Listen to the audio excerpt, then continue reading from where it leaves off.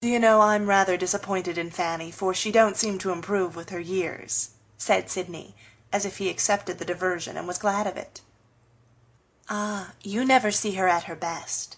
She puts on that dashing air before people to hide her real self. But I know her better, and I assure you that she does improve. She tries to mend her faults, though she won't own it, and will surprise you some day by the amount of heart and sense and goodness she has got." Polly spoke heartily now, and Sidney looked at her as if Fanny's defender pleased him more than Fanny's defense. "I'm very glad to hear it, and willingly take your word for it. Everybody shows you their good side, I think, and that is why you find the world such a pleasant place."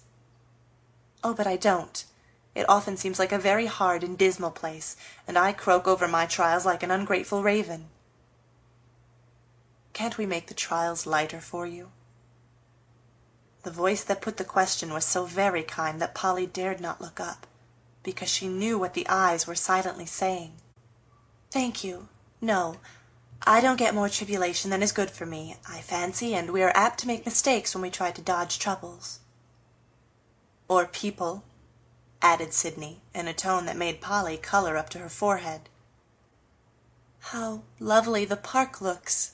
she said in great confusion. "Yes, it's the pleasantest walk we have, don't you think so?" asked the artful young man, laying a trap into which Polly immediately fell. "Yes, indeed. It's always so refreshing to me to see a little bit of the country, as it were, especially at this season." "Oh, Polly, Polly, what a stupid speech to make when you had just given him to understand that you were tired of the park!" Not being a fool or a coxcomb, Sidney put this and that together, and taking various trifles into the account, he had by this time come to the conclusion that Polly had heard the same bits of gossip that he had, which linked their names together, that she didn't like it, and tried to show she didn't in this way. He was quicker to take a hint than she had expected, and being both proud and generous, resolved to settle the matter at once for Polly's sake as well as his own. So when she made her last brilliant remark, he said quietly, watching her face keenly all the while, "I thought so. Well, I'm going out of town on business for several weeks, so you can enjoy your little bit of country without being annoyed by me." "Annoyed? Oh, no!" cried Polly earnestly, then stopped short, not knowing what to say for herself. She thought she had a good deal of the coquette in her, and I've no doubt that with time and training she would have become a very dangerous little person, but now she was far too transparent and straightforward by nature even to tell a white lie cleverly. Sidney knew this and liked her for it, but he took advantage of it nevertheless by asking suddenly, "Honestly now, wouldn't you go the old way and enjoy it as much as ever if I wasn't anywhere about to set the busybodies gossiping?"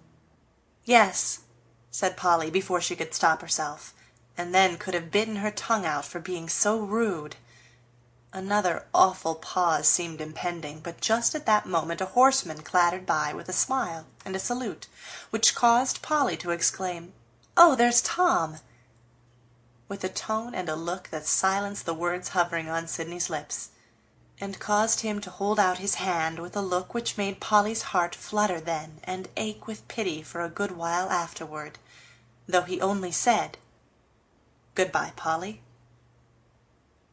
He was gone before she could do anything but look up at him with a remorseful face, and she walked on, feeling that the first and perhaps the only lover she would ever have had read his answer and accepted it in silence.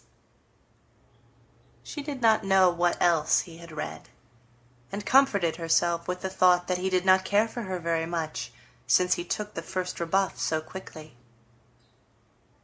Polly did not return to her favorite walk till she learned from Minnie that Uncle had really left town, and then she found that his friendly company and conversation was what had made the way so pleasant after all.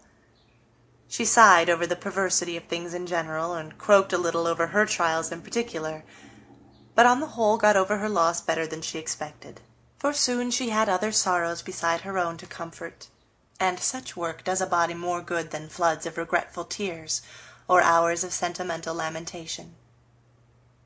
She shunned Fanny for a day or two, but gained nothing by it, for that young lady, hearing of Sidney's sudden departure, could not rest till she discovered the cause of it, and walked in upon Polly one afternoon, just when the dusk made it a propitious hour for tender confidences.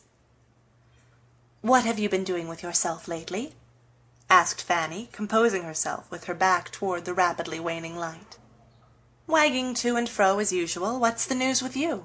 answered Polly, feeling that something was coming, and rather glad to have it over and done with. "Nothing particular. Trix treats Tom shamefully, and he bears it like a lamb. I tell him to break his engagement and not be worried so, but he won't, because she has been jilted once, and he thinks it such a mean thing to do." "Perhaps she'll jilt him." "I've no doubt she will, if anything better comes along. But Trix is getting passé, and I shouldn't wonder if she kept him to his word just out of perversity, if nothing else."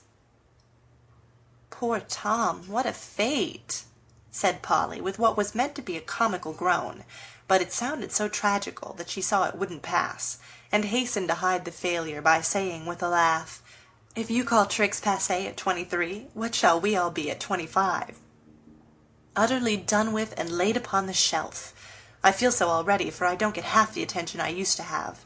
And the other night I heard Maud and Grace wondering why these old girls didn't stay at home and give them a chance." "How is Maudie?" "Pretty well, but she worries me by her queer tastes and notions. She loves to go into the kitchen and mess. She hates to study, and said right before the Vincents that she should think it would be great fun to be a beggar girl, to go round with a basket. It must be so interesting to see what you'd get. Minnie said the other day she wished she was a pigeon, so she could paddle in the puddles and not fuss about rubbers." "By the way, when is her uncle coming back?" asked Fanny, who couldn't wait any longer, and joyfully seized the opening Polly made for her. "I'm sure I don't know." "Nor care, I suppose, you hard-hearted thing." "Why, Fan, what do you mean?" "I'm not blind, my dear. Neither is Tom, and when a young gentleman cuts a call abruptly short and races after a young lady and is seen holding her hand at the quietest corner of the park, and then goes traveling all of a sudden, we know what it means, if you don't." "Who got up that nice idea, I should like to know?" demanded Polly, as Fanny stopped for breath. "Now don't be affected, Polly, but just tell me like a dear, hasn't he proposed?" "No, he hasn't." "Don't you think he means to?" "I don't think he'll ever say a word to me." "Well, I am surprised," and Fanny drew a long breath, as if a load was off her mind. Then she added in a changed tone, "But don't you love him, Polly?" "No." "Truly?" "Truly, Fan." Neither spoke for a minute, but the heart of one of them beat joyfully, and the dusk hid a very happy face. "Don't you think he cared for you, dear?" asked Fanny presently. "I don't mean to be prying, but I really thought he did." "That's not for me to say, but if it is so, it's only a passing fancy, and he'll soon get over it." "Do tell me all about it. I'm so interested, and I know something has happened. I hear it in your voice, for I can't see your face." "Do you remember the talk we had once after reading one of Miss Edgeworth's stories about not letting one's lovers come to a declaration if one didn't love them?" "Yes." "And you girls said it wasn't proper, and I said it was honest anyway. Well, I always meant to try it if I got a chance, and I have. Mind you, I don't say Mr. Sidney loved me, for he never said so, and never will now. But I did fancy he rather liked me, and might do more if I didn't show him that it was of no use." "And you did?" cried Fanny, much excited. "I just gave him a hint, and he took it. He meant to go away before that, so I don't think his heart is broken, or mind what silly tattlers say. I didn't like his meeting me so much, and told him so by going another way. He understood, and, being a gentleman, made no fuss. I dare say he thought I was a vain goose, and laughed at me for my pains, like Churchill and Helen. No, he wouldn't. He'd like it and respect you for doing it. But, Polly, it would have been a grand thing for you. I can't sell myself for an establishment. Mercy, what an idea! Well, that's the plain English of half your fashionable